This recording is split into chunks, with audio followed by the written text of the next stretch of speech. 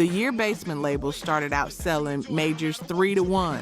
But I'm genuine, rocking on the beat in Sunshine Land, where ladies walk around. Before the Bronx became synonymous with boom bap. Fresh, wild, fly, and bold. Before West Coast G-Funk rewrote the playbook. I'm down by law when it comes to rocking viciously, you see, cause of when I was a little baby. These 15 groups were building hip-hop's foundation, one forgotten classic at a time. Number 15, the Treacherous Three. Kool Moe Dee was spitting 93 words in 60 seconds, not hype documented in the session tapes, when most rappers in 1980 could barely sustain 30 seconds without running out of breath. So feel the heartbeat, with the Treacherous Three, we got a new heartbeat. Body rock hit like an electrical storm, with guitar licks slicing through heavy kick drums, creating one of the first rap rock fusions before anyone knew to call it that. Battle flip, going up and down, I'm the talk of the town, I'm world renowned with The production had this raw garage band energy where the guitars crunched and the drums slammed, but the MCs were pure Harlem Street sophistication, trading verses at double time speeds that sounded like the turntable was spinning at 45 instead of 33 RPM.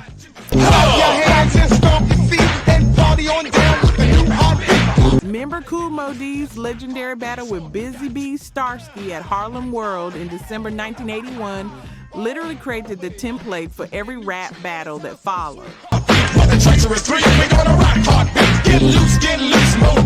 The back and forth verse structure, the crowd participation, the knockout round format that's still used today.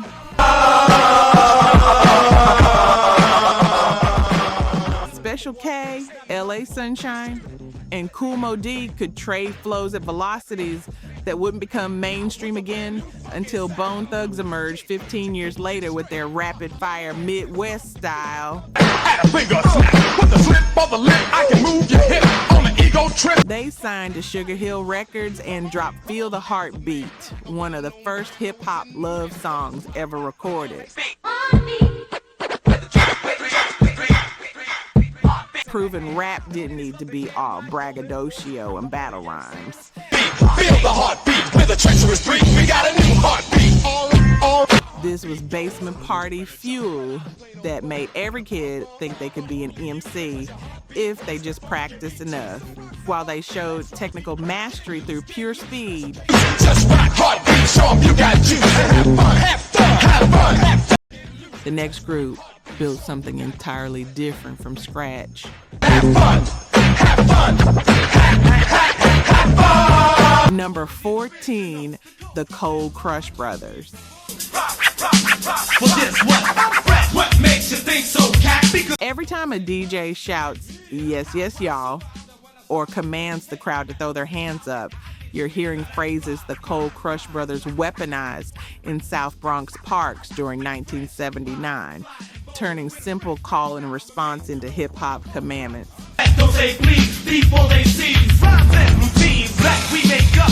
This 6-member crew featuring Grandmaster Caz, JDL, Easy AD, Almighty KG, DJ Tony Tone, and DJ Charlie Chase were so dominant in New York's early scene that they charged $50 for cassette recordings of their live shows when albums only cost $8.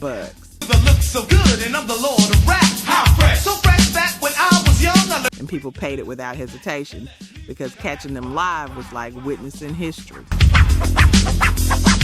I'm bold. What gives you that impression, King? The scratches cut sharp enough to draw blood. The bass bounced so thick it rattled car trunks, and their synchronized mic passes created call and response patterns that became unwritten hip-hop law every crew had to follow. I'm sure you'll call on us when your ear isn't equal to 3. Their legendary battle against the Fantastic Five at Harlem World in 1981 drew over 2,000 people desperate to witness the lyrical massacre. With bodies packed so tight, the fire marshal tried to shut it down. Here's the part that rewrites everything you thought you knew about hip-hop's origin story. This is woman, this is mother, and Grandmaster Caz wrote Big Bank Hank's entire verse on Rapper's Delight. Hip-hop's first mainstream explosion that introduced the world to rap music but never received a single penny in royalties because Hank bit his rhyme book without permission. We're what makes the crunch so cold. Our rhymes will freeze all fake MCs. While major labels profited millions off his words, Cold Crush kept building their empire independently through sheer force of talent. Who told you that easy? This was block party dominance that turned cassette tapes into underground currency worth more than official releases. From Bronx battle rap, where reputation meant everything, something completely synthetic emerged from Brooklyn. You don't know the game, that's what you got to me. I'm fourth in line, and in due time. Number 13, Newcleus. Going down with the rappers, that's on time. In your mind, see, you gotta boogie G. Ben Cosmo D. Senek and his cousin Monique Angevin weren't just MCs. They were computer programmers by day who built their own drum machines and synthesizers at night in a Bedford-Stuyvesant basement. I would rock the nation, so I made up my mind just what to do, and I joined with the jam on. And used them to create Jam On It in 1984, like they were transmitting from the future. That futuristic electro-funk masterpiece sold over 500,000 copies and introduced hip-hop to the vocoder effect that Roger Troutman would later perfect with Zap. Creating that robotic vocal sound that defined an era. Do you book it down? So come on, people, check out the sound. The Roland TR-808 drum machine punched through like seismic activity. The TB-303 bass synthesizer created arpeggiations that sounded like transmissions from another dimension. When I'm on the set, I don't need no fans to cool my ass. And the vocoder vocals made it feel like aliens were invading through your speakers.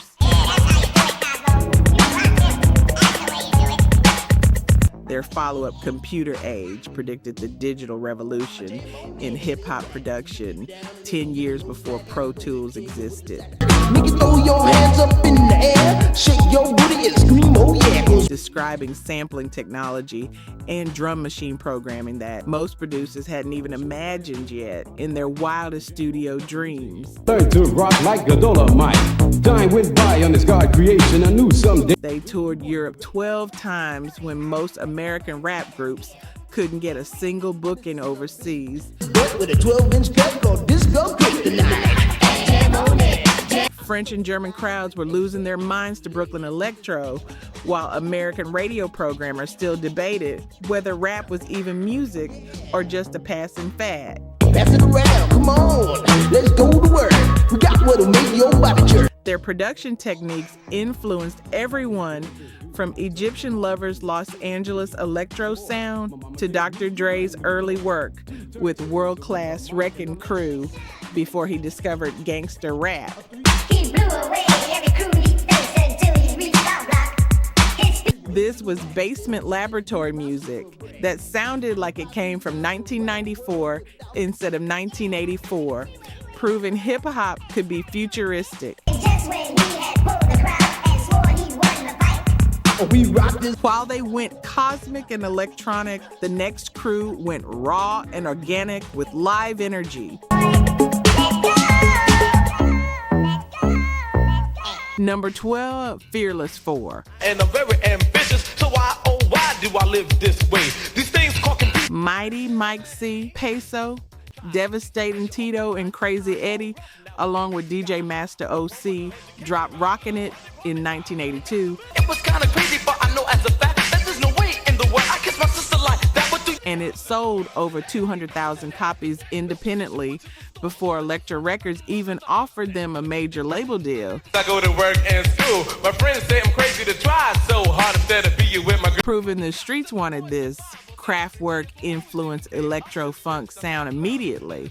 The production created an atmosphere so thick you could swim through it. And I'm very ambitious, so why, oh why do I live this way? These things called computers. synth stabs cutting like laser beams, drum machine patterns making club speakers vibrate off the walls, and a bass line that could rearrange your internal organs if the system was loud enough. Never crossed the mind that something could go wrong. Thinking the man for your own and only joke. They became one of the first rap groups signed to a major label when Elektra saw the future and decided to invest, bringing corporate money into a genre most executives still dismissed as novelty music. Their performance on Saturday Night Live in February 1984 was only the third hip-hop performance in the show's history, In some college course, so we're not playing the game of life. Just maybe I'd win with problems. exposing Middle America to rap culture through their television sets during prime time when families were watching together. They invented the four-man weave technique, where each MC would rap precisely 4 bars before passing the mic to the next member, creating a relay race effect that made verses feel like competitive sport instead of just performance. A Tribe Called Quest would perfect this technique a decade later and make it their signature style. Any feeling, so I wait here for my maker till it's time to go. Ask someone about the time it's slipping. This was competitive mic passing that turned verses into athletic competition where timing and precision mattered as much as lyrical content. Thought you would be glad to know I had an uncle. Didn't know you'd come home and be my mommy that way. This was club music that made you want to dance and battle simultaneously. It's rubber room for me to ride. Child abuse it. He got so many. He got From electro-funk rhythms that dominated New York clubs, the West Coast was quietly building an empire. That's just a few of the problems of the world today. Word. Still vibing? Drop your favorite so far in the comments. Let's see if you can predict number 1. Don't listen to a little brown shack that's owned by me. I get so mad every time that Number 11. World Class Wrecking Crew. Before Dr. Dre was making gangster rap history with N.W.A. and producing The Chronic, he was 18 years old wearing sequined outfits and lace gloves as a member of World Class Wrecking Crew in Compton, looking like a funk band instead of the hardcore image he'd later pioneer. This electro-hop group featuring Dre, DJ Yella, Clientele, Grandmaster Lonzo, and Shakespeare sold over 500,000 copies of their independent singles between 1983 and 1987, more units than most major label acts were moving at the time. Turntable speakers and a mixer, you'll rock your party. Their track Surgery introduced the concept of scratching as the lead instrument rather than just transitions between verses, treating the turntable like a saxophone soloist and letting it carry entire musical sections with melodic scratch patterns. Dr. Dre.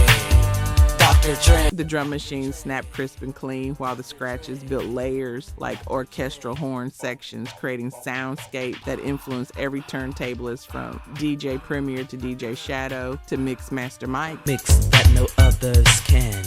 The nurses say I'm cute. They say The group's mobile DJ unit, which included a then unknown Ice Cube as a hype man working for $20 a night, was grossing $3,000 per show at Los Angeles clubs when most rap acts were lucky to make $300 and considered themselves successful. Citation.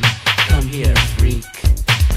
MC. They laid the West Coast hip hop foundation that would explode into a billion-dollar industry within 5 years when gangster rap took over. This was Los Angeles, proving it could compete with New York's dominance and win on its own terms with its own sound. I'm fine, so you better beware because I'll blow your mind. While men were building hip-hop's empire, the first women were demolishing every barrier. records. Mixer. Number 10, The Sequence. Don't stop that body rock. Cheryl the Pearl Cook, Gwendolyn Blondie Chisholm, and lead rapper Angie B. Stone were all teenagers from Columbia, South Carolina, when their single Funk You Up sold over 250,000 copies in 1979. Throw your hands in the air and shake your booty. Proving women could rock the mic just as hard as men, actually harder, judging by the sales figures that embarrassed male crews. Black salt, pepper and salt. If you don't get down, it's not our fault. Yes, that Angie Stone, who would later become an R&B superstar with hits like No More Rain, was spitting bars before Queen Latifah was even in high school. For you to do it, it's so easy to learn. You just pop your fingers and stomp. Completely rewriting the history books everyone thought they understood about women in hip-hop. But he said, who's not my kid? You sit right there and you start to cry. The bass thumped heavy like a heartbeat, the rhythm guitar scratched pure funk DNA, and the three women traded verses with precision timing that made male crews look sloppy and unrehearsed by comparison. We want you to hold it. Their follow-up Monster Jam featured a rap battle format between the three members that predated diss tracks by nearly a decade, creating competitive female energy hip-hop had never witnessed before on record.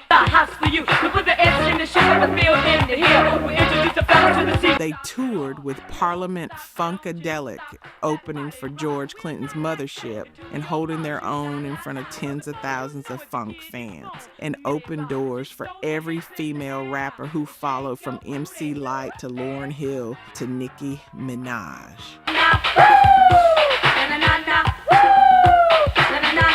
This was teenage girls from South Carolina teaching New York MCs how to command a microphone properly. From women proving themselves against all odds, a group emerged that turned vocal cords into actual instruments.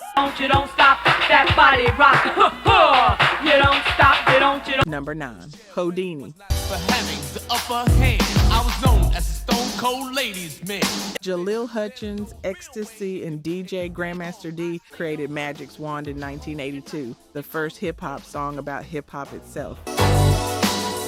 One love, you're lucky just to A self-aware tribute to radio DJ Mr. Magic that made the genre conscious of its own existence and cultural importance for the first time. guess a bird in the hand beats two in the bush. I like to thank you, girl, for teaching. Thomas Dolby, the synth-pop genius behind She Blinded Me with Science, produced it in London, bringing British electronic precision to New York street rap and creating something that sounded like the future arrived 5 years early. The words love and light both have 4 letters, but they're 2 different things. Their 1984 album Escape went platinum, moving over 1 million copies, and spawned 5 singles, including Friends and Freaks Come Out at Night. One love, you're lucky just to have just one love. Which introduced horror movie imagery to hip-hop videos years before anyone called it horrorcore or made it a subgenre. Got to know how to keep it, you got to want it as well as you need it to have. The synth bass lines roll smooth while the drum machines pop crisp, creating a sound that was simultaneously street and sophisticated enough for crossover radio play. And you trust me, I guess some of us are so lucky. I was known. They were the first rap group to have their videos in regular rotation on MTV, appearing 17 months before Run-D.M.C's Rock Box broke through the network's racial barriers. The history you thought you knew about MTV and rap was completely wrong. Everything from diamonds to gold. At first I thought she left me cause I didn't buy her enough. Houdini headlined the Fresh Fest tour with Run-D.M.C and the Fat Boys, playing to over 500,000 fans across 27 cities, making it hip-hop's first legitimate stadium tour where arenas actually sold out instead of being half empty. It's all together cause I've liked many ladies in my day, but just like the Their melodic approach influenced everyone from Naughty by Nature to Bone Thugs and Harmony to Drake. This was arena-ready rap, while others were still playing community centers. cause never have I been so lucky. One love. While they filled stadiums with crossover appeal, one group was deconstructing what rap could even sound like. Lost love was a hurting lesson, but to have had love was a definite lesson. Now Number 8, Stetsasonic.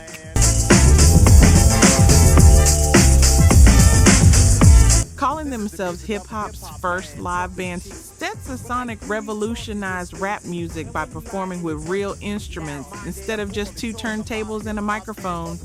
Bass guitars, live drum kits, keyboards, creating organic sounds that samplers and drum machines couldn't replicate no matter how advanced the technology.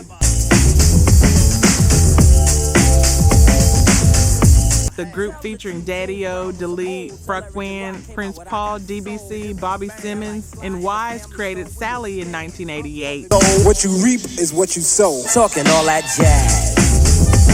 Which sampled Lonnie Liston Smith's jazz fusion and became one of the first hip-hop songs to address social issues through cinematic storytelling rather than direct preaching or political sloganeering. To erase my music so no one use it. You step on us and we'll step on you. Prince Paul would go on to produce De La Soul's groundbreaking 3 Feet High and Rising album, proving this live instrumentation approach could spawn entirely new subgenres and change hip-hop creative direction forever. Again, and the things we write are always true, sucker. Get a grip, now we talking. The hi-hats cracked with real cymbal shimmer, the bass lines walked like upright jazz instead of synthesized funk, and the rhymes floated over top like conversation instead of aggressive combat or battle rap. Point when you misjudged us, speculated, created a fuss. They sold over 400,000 copies of their album in full gear independently without major label distribution. Have your cake and eat it too. Talking all that jazz. And were the first hip-hop group to perform on The Tonight Show with Johnny Carson, bringing rap to middle American living rooms where Lawrence Welk and easy listening used to reign supreme.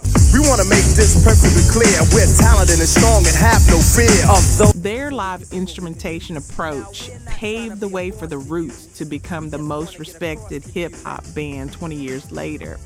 This was trained musicians who happened to rap, not rappers who hired session musicians. Made the same mistake politicians have. Talking all that jazz. From live organic instrumentation, pure vocal innovation emerged. If you're discovering these forgotten legends, hit subscribe right now, because the next groups created breakdancing anthems, invented rap ballads, and literally built hip-hop with their bare hands. Those who choose to judge but lack pizzazz. Talking all that jazz. Number 7, Whistle. we want you all to scream and start to shout as we go on a mission and bug on out. Brooklyn's Curtis Blow discovered Whistle, Harry Casey Campbell, Brian B. Fine Faust, and DJ Silver Spinner, and helped them create Just Buggin' in 1986, which peaked at number 7 on the Billboard Dance Chart and sold over 400,000 copies, proving comedy rap could move serious commercial units. Show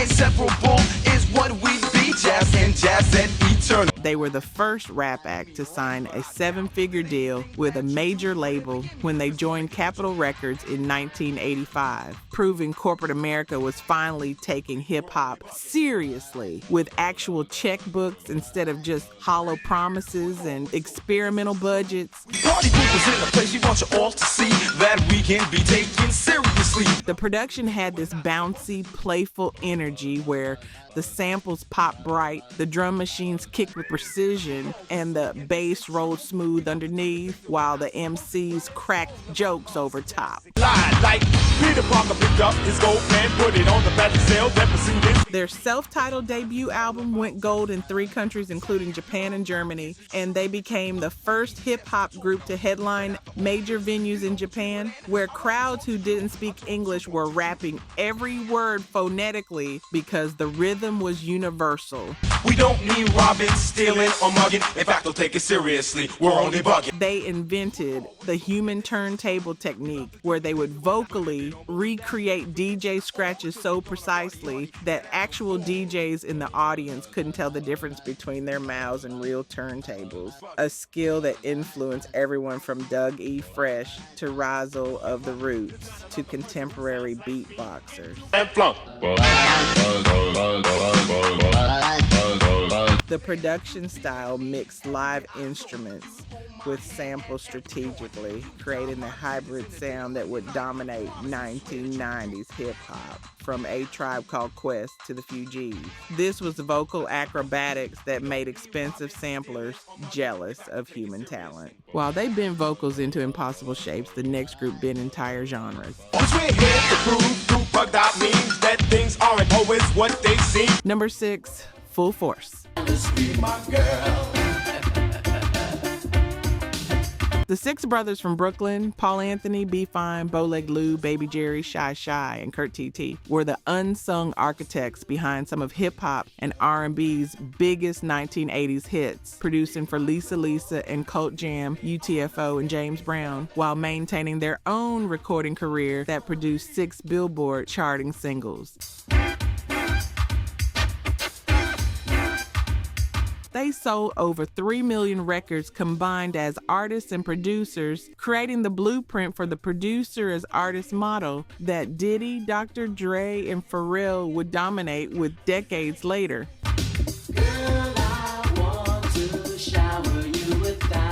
The drum programming was surgical, the bass lines were melodic instead of just rhythmic, and the arrangements blended hip-hop breaks with R&B smoothness in ways that created entirely new hybrid sounds.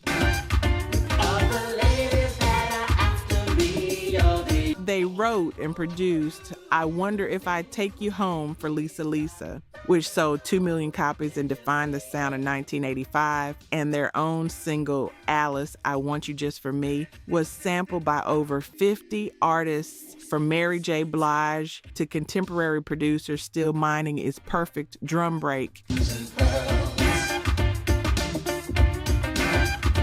They were the first hip-hop group to perform at the Apollo Theater's Amateur Night and win 5 consecutive weeks in 1981, demolishing every competitor who dared face them in Harlem's most legendary venue.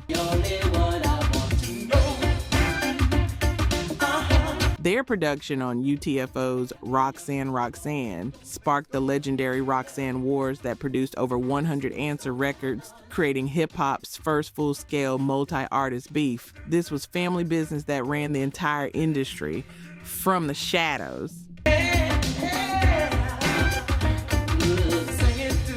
From production mastery that shaped radio, one group created Pure Street Performance. Number 5, The Crash Crew. The Crash Crew's 1980 single High Power Rap was the first hip-hop record to feature a live string section recorded in Media Sound Studios, where Stevie Wonder had just finished Songs in the Key of Life. The same room, the same microphones, the same engineers, bringing R&B prestige to street rap. If you wanna party and rock with everybody. The 7-member crew from Harlem, Mike C, EK Mike C, La Shuby, Barry Bistro, G-Man, Reggie Reg, and DJ Daryl C, were earning $5,000 per show in 1980, when most rap groups were performing for free pizza, exposure, and the hope of eventually getting paid someday. The strings soared cinematically while the drums thundered with power, creating orchestral hip-hop before anyone knew that combination was even allowed or possible in rap music.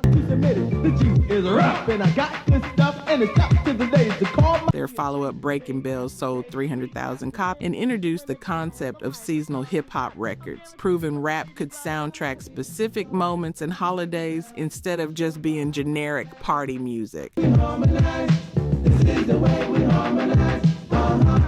They were the first rap group to perform at Lincoln Center, bringing Harlem street culture into Manhattan's Temple of High Art and making the cultural establishment deeply uncomfortable with rap's arrival. I'm talented, well-rounded. You see, I have a lot of skill. Their battle against the Funky 4+1 at the Audubon Ballroom in 1980 drew over 3,000 people, making it the largest hip-hop event recorded at that time in the culture's young history. Producer D.M.X used their recordings to create the first hip-hop sample library that other producers could license. This was Harlem elegance meeting Bronx breakbeat science in perfect harmony. From live orchestral strings, social consciousness emerged unexpectedly. Number 4, Divine Sounds. To the ground, and people all over start together. The trio from Brooklyn released What People Do for Money in 1984. One of the first hip-hop songs to criticize materialism in rap culture, predating similar conscious messages from KRS-One by 3 years and calling out the gold chain obsession before it became hip-hop's signature look in music videos. I've done, a girl got married against the... They sold over 250,000 copies of their independent singles without any major label support, and were the first hip-hop group to incorporate reggae toasting into their rhyme patterns, creating the foundation groups like Fushnikins and Das EFX would build entire careers on in the 1990s. Get tight suit, but she was selling that body as a profit. The bass wobbled with Caribbean influence while the drums stayed pure New York boom bap, creating a hybrid sound that proved hip-hop could absorb any genre and make it work. Their DJ, Julio C., invented the transformer scratch technique independently of DJ Jazzy Jeff around the same time, though Jeff would get all the credit and fame because timing and location matter in history. She married a man she never seen before. The scratch had this robotic stuttering effect that made it sound like the record was malfunctioning. They turned down a major label deal worth $500,000 to maintain complete creative control, making them pioneers of the independent hip-hop movement before it even had a name or organizing principle. Their only album, Divine Sounds, is now worth over $500 on vinyl and considered a holy grail among serious collectors who understand its historical importance. This was principles over profit, artistic integrity over commercial compromise. From social consciousness and independence, pure comedy emerged as counterbalance. He said he played with your head, and then he skipped. Number 3, Disco 3. With no street late one night, I looking like I go down, no one in sight. Before they became the Fat Boys and sold over 10 million records, Disco 3 won the 1983 Tin Pan Apple Rap Contest at Radio City Music Hall, beating out thousands of contestants and launching one of hip-hop's most successful comedy rap careers overnight through sheer personality. Mark Prince Marky D. Morales, Damon Cool Rock Ski Wembley, and Darren Buffy Robinson sold 800,000 copies of their first single, Reality, on an independent label before signing to Sutra Records, proof that comedy rap could move serious commercial units when done right. Look, the blaze of Freddy Krueger's hands were big. Their human beatbox member Buff Love could sustain complex rhythms for 7 minutes straight without stopping, a feat that inspired Dougie Fresh to develop his own beatbox style and quit his day job at a record store to pursue music full time. You is to stay ready, 'cause you're The beatbox rhythms exploded from pure human vocal cords, while the bass rumbled underneath, creating complete soundscapes without a single drum machine or sampler involved. yet. You're gonna find out why. They were the first rap group to appear in a major motion picture with Crush Groove in 1985, bringing hip-hop culture to movie theaters nationwide. And their European tour in 1984 drew larger crowds than Madonna's first European tour the same year. These rotund rappers were literally outshining the Queen of Pop in soccer stadiums. Your mama's too. And if you don't watch out, The group would go on to sell over 10 million records as the Fat Boys, proving hip-hop didn't need to be serious to be successful. This was proof that personality and entertainment value mattered as much as technical to lyrical skill. From comedy to television history that changed everything. Sleep. Number 2, Funky 4+1. Get down. Well, it's time to say We're gonna say a new rhyme. Funky 4 is here, and it's party time. The Funky 4+1 made history as the first hip-hop group to appear on national television when they performed on Saturday Night Live on February 14, 1981, introduced by host Debbie Harry of Blondie, who called them the best street rappers in the country on live national television. With my head up high, I got a name for myself and I'm satisfied. With these jazzy jazz, I got a funky. The group featuring Keith Keith, KK Rockwell, Raheem, Lil Rodney C, DJ Breakout, and DJ Birney included Rock, who was hip-hop's first prominent female MC, predating Roxanne Shante by 3 years and demolishing the myth that women couldn't command the cipher or hold their own against male rappers. Stop that, messing around. Oh boy. Their single, That's the Joint, sold over 500,000 copies and featured a 9-minute version that required both sides of a 12-inch single because they had too much to say for one side to contain it all. Boogie to this funky sound and listen to our rhymes. Dig it.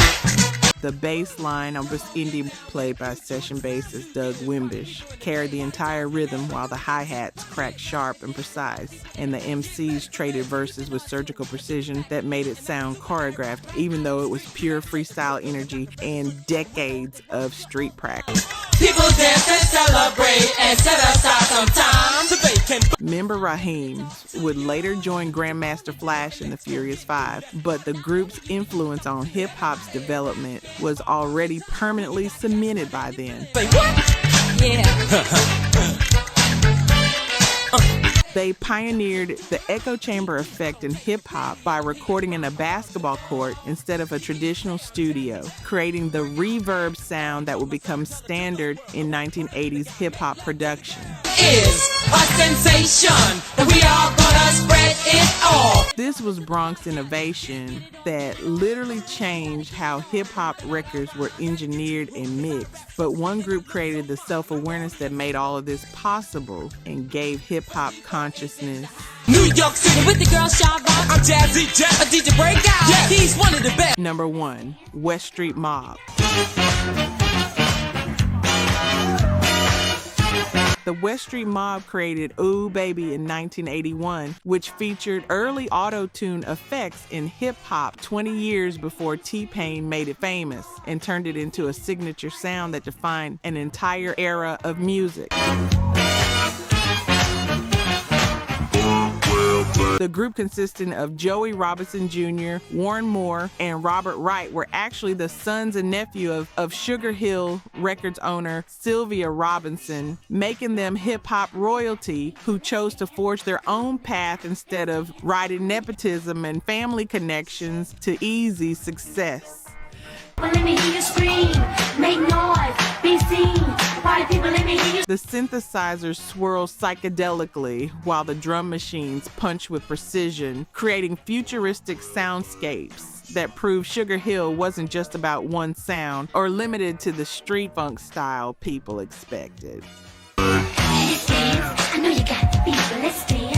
Come on, get down, let's dance. They sold over 300,000 copies of their singles independently, and their production techniques using the Fairlight CMI sampler, a $100,000 digital workstation that was space-age technology at the time, influenced the entire next generation of hip-hop producers from Marley Marl to Pete Rock to DJ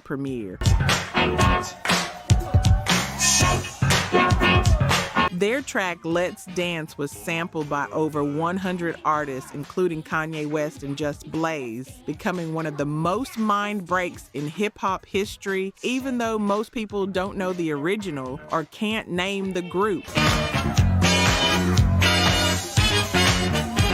Their live show at the Roxy in 1983 featured the first use of video projection screens at a hip-hop concert, creating multimedia experiences before anyone called it that or made it standard. I know you got the beat, let's dance. Come on, get down. They disbanded in 1984, but their innovative production techniques lived on through every producer who studied their methods. This was laboratory experimentation that accidentally invented the future of hip-hop production.